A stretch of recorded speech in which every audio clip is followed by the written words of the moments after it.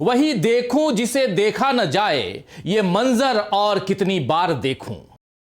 नमस्कार, मैं हूं राजीव और आप देख रहे हैं घूमता हुआ आईना। दोस्तों, ईरान पर जंग छेड़कर अमेरिका और इजराइल ने अपने पैरों पर कुल्हाड़ी मार ली है, लेकिन इसमें बाकी देशों का जो नुकसान करवाया है उससे दुनिया भर में अमेरिका के खिलाफ माहौल बन रहा है।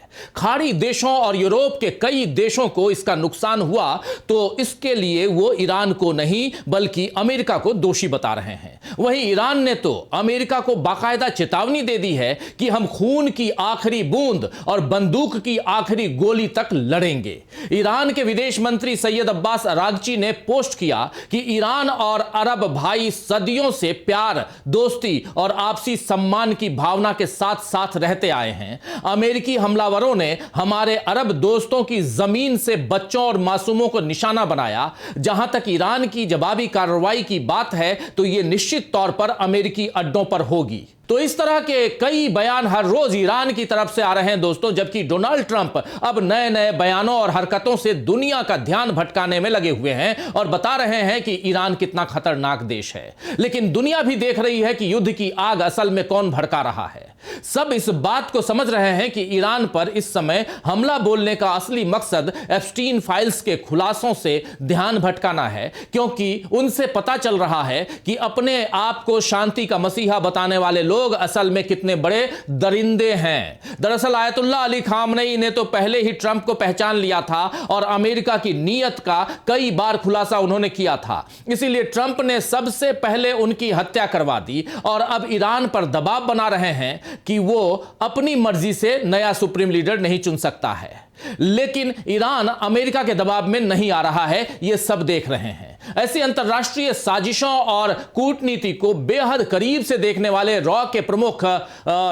पूर्व प्रमुख विक्रम सूद ने कहा है कि ईरानी तो मरने तैयार हैं लेकिन अमेरिकी ऐसा नहीं कर सकते, इसीलिए यह युद्ध अभी लंबा खींचेगा। सुनिए जरा विक्रम सूद को। Well, it's difficult to assess how long it will take. But I think it will last longer than what the Americans thought it would, because they were hoping for a short, sharp strike and out. But the Iranians are playing a different game. They're playing to their strength, and they're knocking off America's allies or their abilities around itself, which is creating unrest among them against America. Yeah. So that makes the war. And remember, the Iranians are willing to die. Americans are not willing to die on the ground in Iran. They're very, very nervous about body bags coming home. So they want to keep it air attacks or missile attacks as far as possible. But that won't make a difference in the short run. This war, I think, will go on for a little longer than most expected. तो यहां raw के पूर्व प्रमुख विक्रम सूद कह रहे हैं कि मुझे लगता है कि यह लड़ाई अमेरिकियों की उम्मीद से कहीं ज्यादा लंबी चलेगी, क्योंकि वे एक संक्षिप्त और तेज हमले के बाद निकल जाने की सोच रहे थे।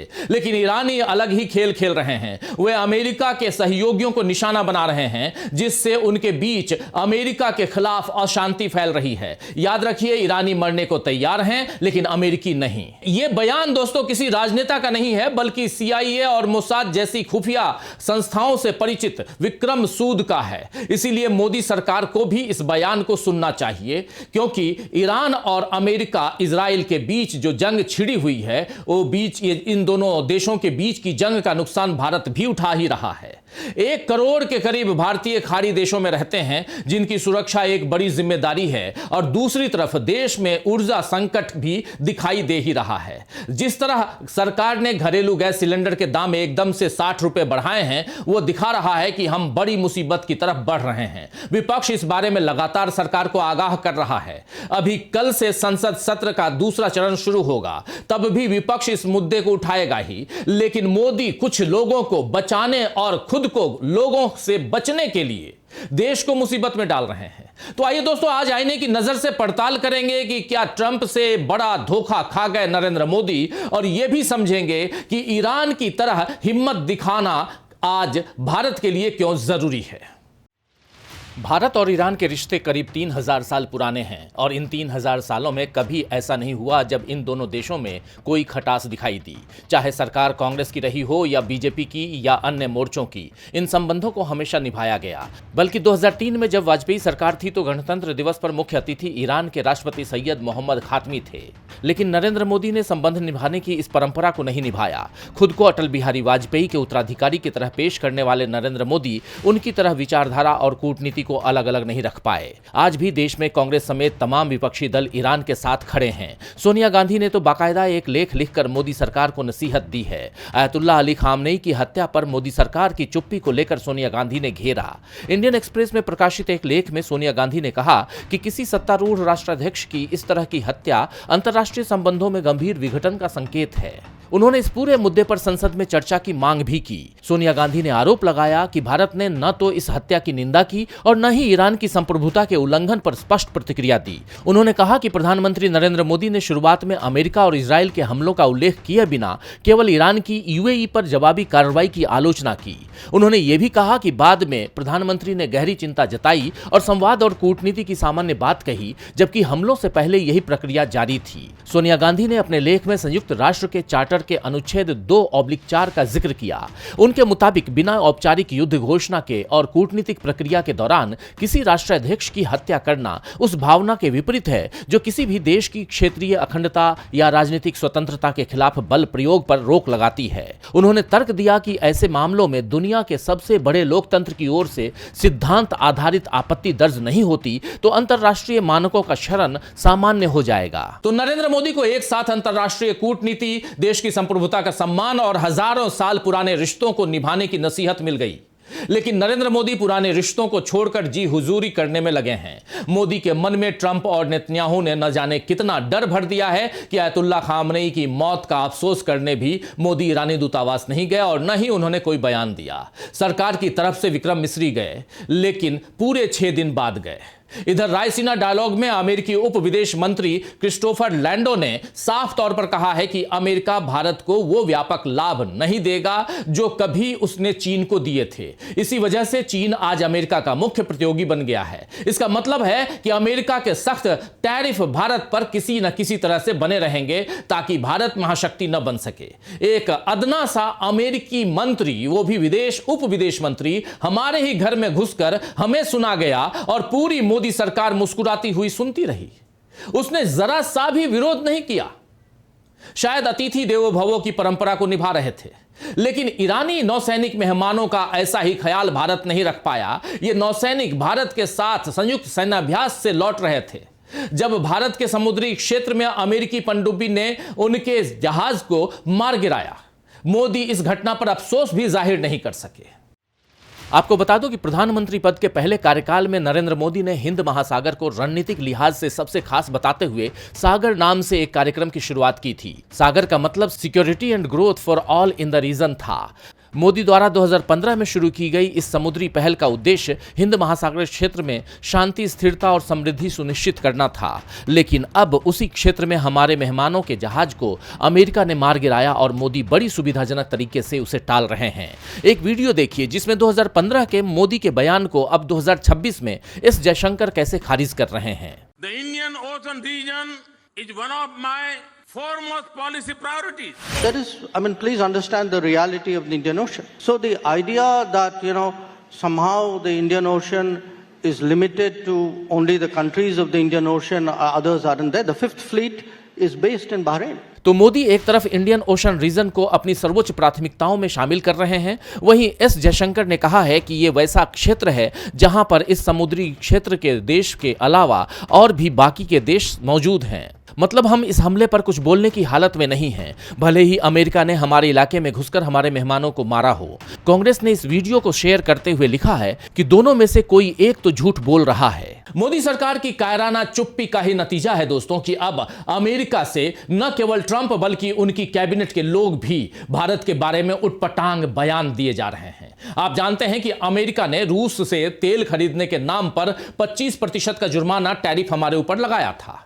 जिसके बाद भारत ने रूस से तेल खरीदना रोक दिया। लेकिन अब अमेरिका का बयान आया है कि हम भारत को रूस से तेल खरीदने के लिए 30 दिन की मोहलत दे रहे हैं। कायदे से तो इस बयान को सुनने के बाद किसी का भी स्वाभिमान आहत हो जाए कि एक संप्रभु देश को मोहलत देने की हिमाकत आखिर अमेरिका ने कैसे की। लेकिन मोदी ही असल में इसके लिए अमेरिका को शह दे रहे हैं। अगर ऑपरेशन सिंदूर के वक्त में ही की गई बदजुबानी के लिए मोदी ट्रंप को फटकार लगाते तो आज उनके मंत्रियों की हिम्मत नहीं होती कि वो हमारे देश के बारे में उठपटांग बोलते, मगर ये अब हो रहा है।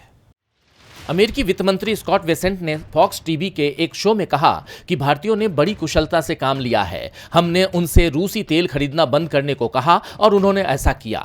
अब हमने उन्हें रूसी तेल खरीदने की अनुमति दे दी है। बेसेंट के इस बयान को शेयर करते हुए कांग्रेस ने लिखा, अनुमति भारत के लिए? 140 करोड़ लोगों का देश वाशिंगटन की मंजूरी का इंतजार कर रहा है। ये एक समझौतावादी प्रधानमंत्री की कीमत है। भारत ने स्वतंत्रता के लिए लड़ाई लड़ी ताकि कोई भी विदेशी शक्ति हम पर अपनी शर्तें न थोप सके।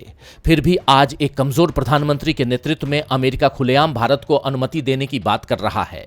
ये कूटनीति नहीं है, ये अपमान है। भारतीय किसी और की लिखी कहानी के पात्र नहीं है।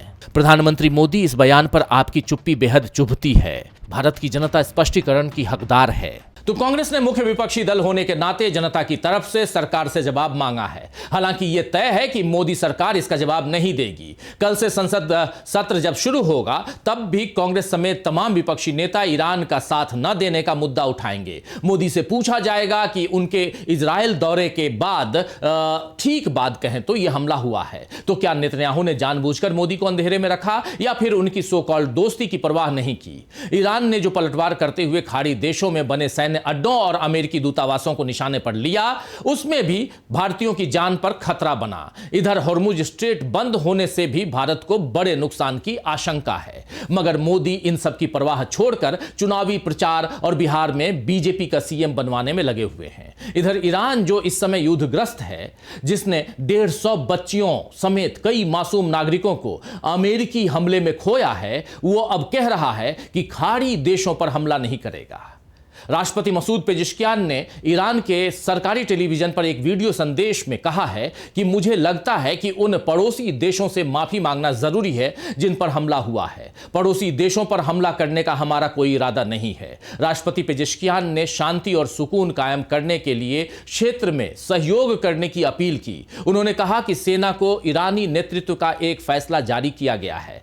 अब से पड़ोसी देशों पर तब तक हमला न करें जब तक कि पहले ईरान पर हमला ना हो। पेजिशकियान ने कहा है कि जो लोग इस मौके का फायदा उठाकर ईरान पर हमला करने की सोच रहे हैं, उन्हें साम्राज्यवाद की कठपुतली नहीं बनना चाहिए। उन्होंने कहा है कि इजराइल या अमेरिका को समर्थन देना सम्मान या आजादी का जरिया नहीं है। अपने सुप्रीम लीडर समेत कई नेताओं और अफसरों को खोने के बावजूद ईरान जिस मजबूती का परिचय दे रहा है, उसकी तारीफ होनी चाहिए। ऐसा ही जज्बा हमेशा से भारत में भी रहा है, लेकिन अभी उसे मोदी सरकार ने दबा दिया है। इजराइल या अमेरिका को समर्थन देना सम्मान और आजादी का जरिया नहीं है। काश ईरान का यह संदेश उन तक भी पहुंचे। खैर, शायर बेदिल हैदरी ने ठीक ही फरमाया है कि मुबारक उसको उसके तर निवाले, मुबारक उसको उसके तर निवाले, मुझे सूखा हुआ टुकड़ा बहुत है। तो आज के लिए बस इतना ही। फिर मिलेंगे खबरों के नए आईने के साथ। तब तक देखते रहिए डीबी लाइव। नमस्कार।